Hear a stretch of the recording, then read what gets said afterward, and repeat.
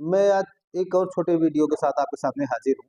मैं आपको बताने वाला हूँ वचन, जिसे हम इंग्लिश में नंबर कहते हैं, हिंदी में वचन कहते हैं।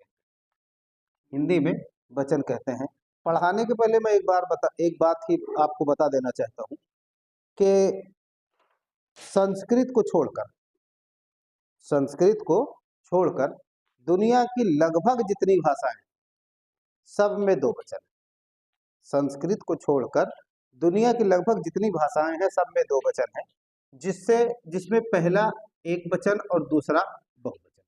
एक वचन को हम बोलेंगे सिंगुलर नंबर, और बहुवचन को बोलेंगे हम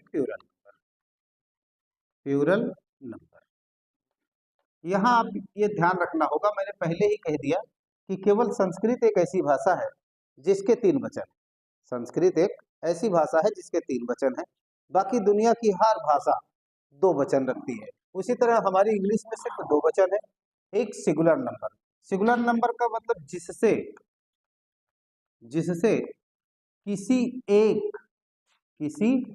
एक का पता चले। अब एक का पता चले, मैंने खास तौर से एक लिख दिया है, आगे कुछ नहीं लिखा है। एक नाउन का पता चले, नाउन चाहे सब्जेक्ट हो, नाउन चाहे ऑब्जेक्ट हो, या किसी भी तरह से हो, अगर एक का पता चलता है तो वो सिंगुलर माना जाता है। ज्यादातर विद्यार्थी ये समझता है कि सब्जेक्ट हमारा एक वचन बहुवचन होना चाहिए, वही देखता है, बाकी उसको किसी चीज से कोई मतलब नहीं है। अब यहाँ एक का पता चले तो वो सिंगुलर होगा। जैसे राम एक है, नाम तो आमतौर पे एक वचन होता है।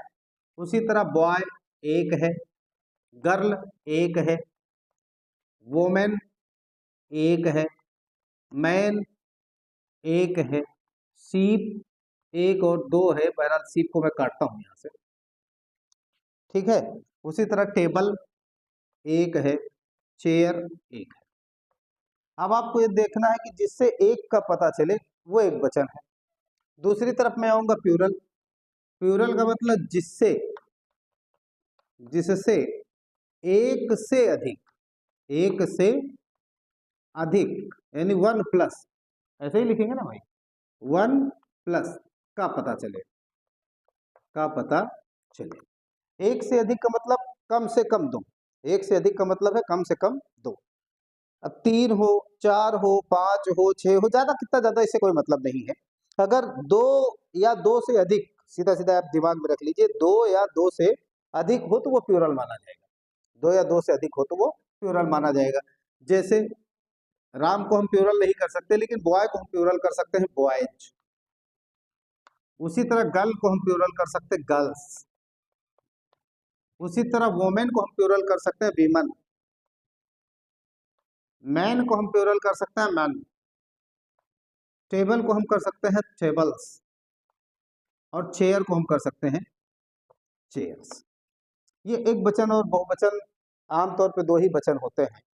अब इसको बनाने का तरीका मैं किसी और भी